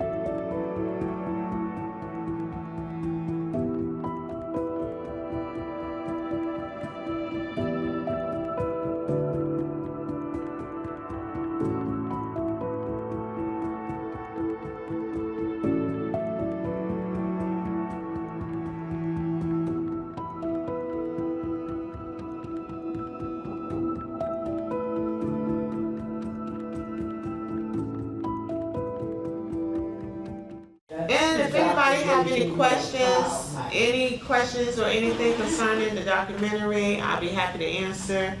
If you did not get a book, I definitely want you to have a book. It's a gift. The book is a gift. You gonna be at church Sunday? You know something? The definition and empowerment of a church, a person says something to me out of culture. I didn't take it negative, and I told them, they said, why you didn't turn it off? And ever since I've been there, my daughter was 15 once, and now she's 32. I didn't pick nothing about it. I go to the serve God. I don't go to fucking marriage because I don't feel another person should be a father to her. Amen. Amen. I follow on that phone, my name is Player Himalaya with Conversation Himalaya. That's right. I don't have any questions, but I will say it's inspiring. Especially for where I am, I spoke to so many, but where I am right now, it's inspiring. It was motivation to just stay focused. It was good when you were able to express yourself to the ability to be understood. Some can't do that, but you understand to be a person to express yourself and encourage others to express themselves and be heard. Yes, amen. Yes. Ms. Jones. I am just amazed. I'm mesmerized. I really am. You're an amazing woman. You're an amazing woman from where you came and where you are and how many people you've helped. Everybody said the same thing. When you said you were going to do something, you did it. Wow. And that says that you have a lot of integrity, that you really care about human beings, about people. So much of that documentary touched my heart. It really did. And I thank you for being you. Wow. Thank you so much. Thank you. I feel better though, like the burnout. It's just giving help, whether I feel like I had the support of being there and being able to be that support. And it's not a burnout. Like I know that was just my moment for that time. So now it's just a different thing. I don't know. Something going on, right? Yes. Thank you. Yes, you're welcome. Wow. I felt inspiration because of someone who's recovering from sickness and going through wellness and trying to develop a system for themselves so they could become healthier. Yes. Yeah. So when I saw your story, it really related to me because I've been going for 3 years in and out the hospital, and me seeing your story really gave me inspiration that I can really do better and do more, even through the trials of sickness and health. Wow. Thank you for that. And you can. You know, I'm going to share with you, my daughter's the visionary of a book. It's called Girl, Get Up. And that came to her because 2 years ago she was diagnosed with lupus. And a lot of days, and this is the daughter who was really moderating. She's my oldest. And she's a girl who gets up. She's an entrepreneur and she do all the things. She's a publisher. She actually published all of my books. Yeah, she has her own publishing company. You know, that's her passion. She went to school for English. She graduated in 3 years. I mean, God did so much and is doing so much for her in her life. She bought her first house at 22 years old. So she's always been that person. So then to be diagnosed with lupus and to struggle with so much chronic pain, a lot of times for weeks at a time, you know, it was hard for her on some days to get up. You know, she has a 7-year-old son, and every day, you know, that's her motivation. My son is my motivation to get up. You know, these books not gonna publish themselves, I need to get up. So she got where she lay in the bed, she'd be like, girl, get up, you know. And so then she said, you know what, this is a whole book, you know. And it's about women who are struggling with autoimmune diseases, chronic illness, and pain. But as women, we have so much to do. You know, so many people depend on us, whether it's our children, our spouses, our jobs, you know, we can't lay there, you know. And me with sickle cell, you know, she tells me that I'm her inspiration. And just not even knowing what God was doing all of these years of me still getting up and not making excuses. When I was going to get my transfusions, I started urinating blood right after the transfusion. And trust me, I'm gonna tell you what would help is to always have a calendar, always have something to do, always have plans. I don't care what it is. If tomorrow I'm going to the park at 2 o'clock, you know, that's something you want to do, make it happen. You know, so when I would have that blood in my urine and knowing I I'm going to Atlanta tomorrow. And they said, well, you know what, we need to admit you because, you know, you have urine, you have blood in your urine. I said, well, how long is it going to take? You know, because I'm not hurting. You know, we have to change our mindset a lot of times. And I'm just like, I'm not hurting. I feel fine. You saying I have blood in my urine, it's not scaring me. You know, because I'm on a mission. I am going to film my television show tomorrow. So can y'all speed it up? Everything okay? I'm good? All right, thank you. You know, and just stay focused on those goals. Don't focus so much on the illness. And I have to tell my daughter the same thing because right now she's out of town and that's why I have my grandson with me. You know, because I tell her, what are you doing? You're young. She's 34 years old. Live life, because if you don't, you know, you're wasting. If God gave you today, how are you going to thank him? Every day. How are you going to thank God for giving you this day? How do you choose to live today? It might be your last day. So I was born with a heart disorder. So the disorder is like the pulmonary valve was closed when I was born. So they had to put a balloon, and the pulmonary valve is connected to the lungs and the heart.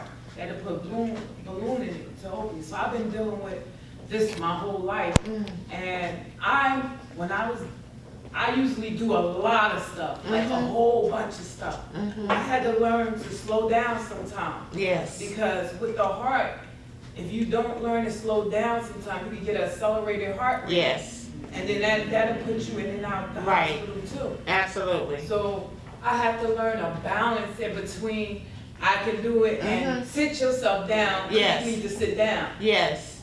And that's my daughter. She's looking at me like that because I used to do everything. And I used to tell her to sit herself down.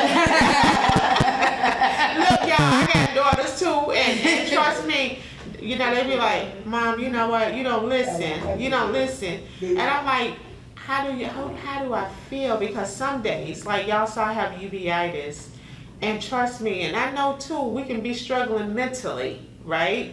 You know, because things, I mean, we're human. We are human. And I go through so many eye surgeries and eye pain and eye injections.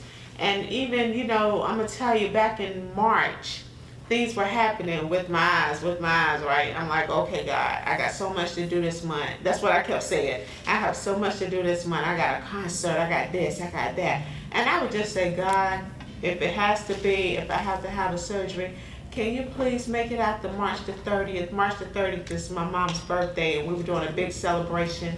And I had so much going on. I said, please, God, make it out to March the 30th. And I kept praying and praying. So when I went to the eye doctor, he said, we're going to have to do this surgery. And I said, how soon? Because, I mean, I've had emergency eye surgeries. I said, how soon? He said, 2 weeks. I said, okay, you still do it on Tuesdays? He said, yes. I said, can you put me down for April 1st? You know, so sometimes, you know, it's just, you know, we just really have to just put it out there. And that's why I said to you, because I didn't know your health condition, even if you say I'm going to the park. You see what I'm saying? You know, we can limit ourselves, but we're still doing and we're still going. And to like you said, balance mentally. Because at the park, it gives you time to reflect as well. And just like my daughter said, I find a way to count everything joy. Even when my mom passed, and I did get emotional during that part as well, y'all, because I still grieve. Tomorrow will be 10 years that my mom passed tomorrow. Yes, 10 years tomorrow, and it still feels like yesterday. So y'all, I still cry. But when she passed, it's you know, it's hard. Grief is hard. It's a lot of things that are hard, and it's a lot of things we can say we have reclaimed our lives, and although we have overcome, I'm not where I was, you know, but I'm not where I'm trying to be, even after 10 years. I have this, I've had this thought for many, many years of my life, because I grew up with deformed legs, crutches, but I have done so much. People see me and they're like, oh my gosh, let me tell you something. I have lived more of a life than you could ever imagine. Because, you know, I have this thing, if I'm blessed to live to be an old lady and I'm laying there and I know death is there, I want no regrets. I don't want to say, oh, I wish I had done, I wish I had done. I did so many things, and that's the beauty of life. Yes. It really is the beautiful. I put my own band together, married a drummer, had a music business. I have done so much. I am a spiritual minister.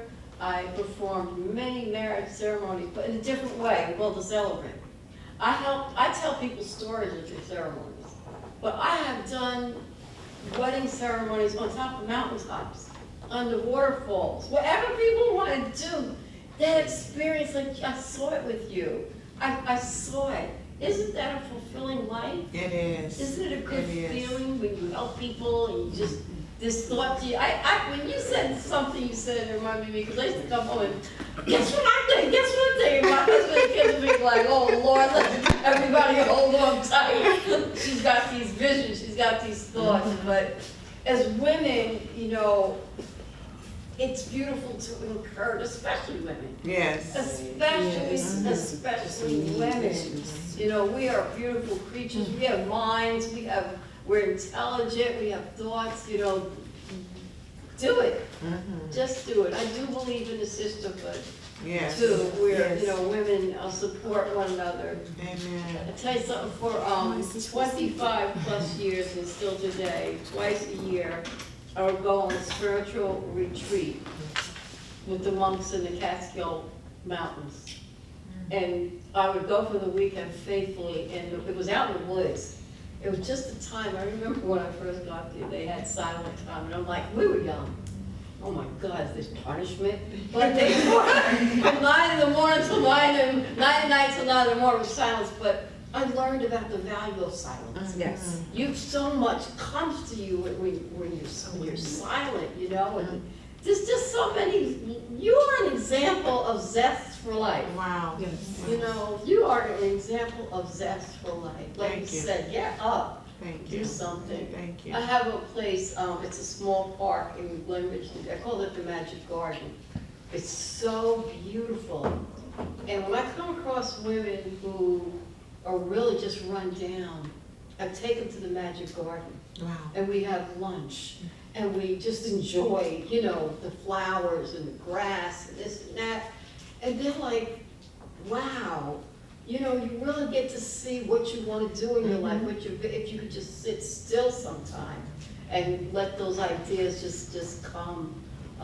Yeah, so I thank you for being you. Oh, wow. Thank you. Thank you. I thank you for being you. Thank I mean you. that with all my heart and soul. Thank you. Yeah. I want to say to you, I don't know all of your ins and outs, but you know. So you do what's best for you. I had a death experience. I died and they resuscitated me. So look at you. like, Yeah. Yes, yes. You're still here. Yes.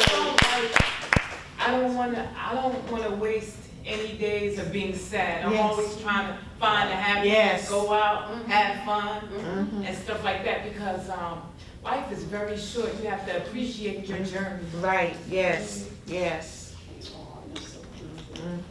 I love that. I needed that line.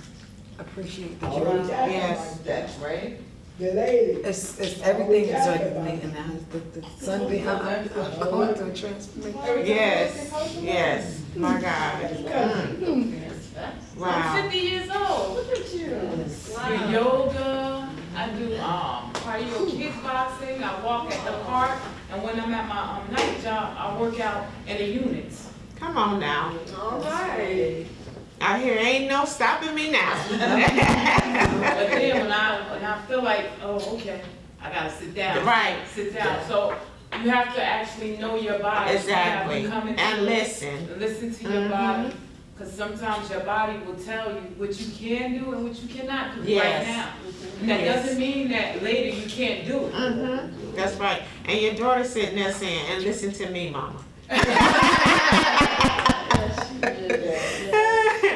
She is. Sometimes it's not easy being a woman, but You know that, we know that. Yes. Sometimes it's just not being, that's the title of your book.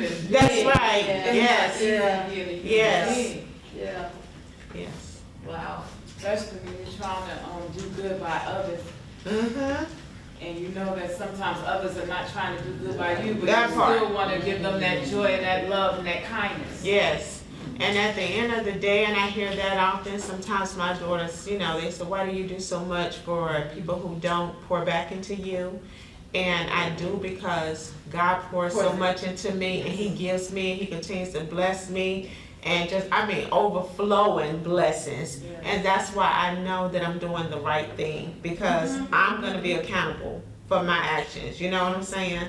So we can't control what other people do, you know, and how they treat us, even when they don't reciprocate, you know, and that don't mean to keep doing and doing and doing and people not reciprocating.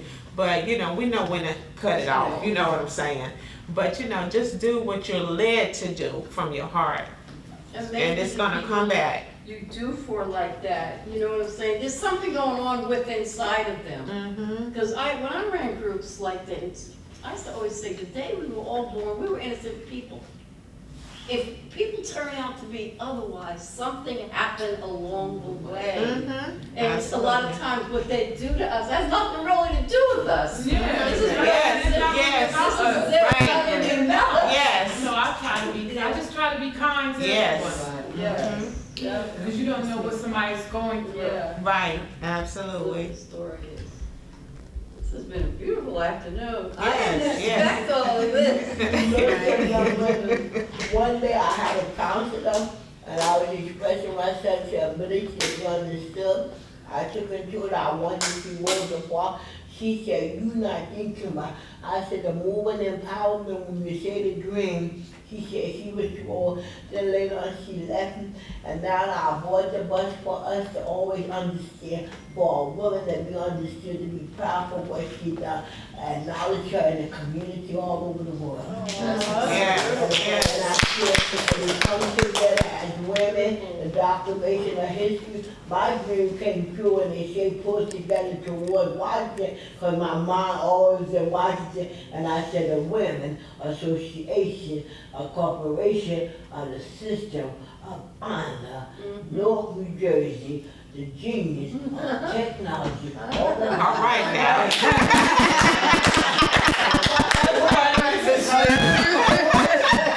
And her pictures on my school, because I was a class of 1974 rock team. That's right. That's right. And I went to Glen Lake Junior High School, and they always just said most intelligent. That's right. And they said the educational system is powerful. That's right. Yes. And they did man say a woman said they were worshiping me. And then one day I was walking by Dr. Martin King Boy, and they said, won't you run for me? I said, that's okay, because the definition of empowerment, he did it. I could have done it. That's right. All they had to do is pull together and help each other. Ain't that right? Anyway, we do all have to do is pull together. Don't knock him, because he's a family too, right? That's right. Got a good mayor. And it's true, right? You try the best you can, right? So I'm not with him. You don't want him. You don't want him. Okay, you're down. 250 pounds. Thank you. Good, I was there. You okay, okay? I always got. I love you, God. I'm Cheyenne mother. You're part of the family, right, your lady? Boy, hold your head up. You sharp, right? You. That's right, my dear. You sharp. I show people outside of this area the 2 videos I have of Baraka when he's doing the rack and stuff like that in front of City Hall. And he's got the dancers and stuff. That's the mayor. That's right. See what we got? This is what we got. Lady, Anita. All right now. Okay. Come on. Okay? All right Ain't that the now. family? Thank y'all again so much for coming out. I appreciate it.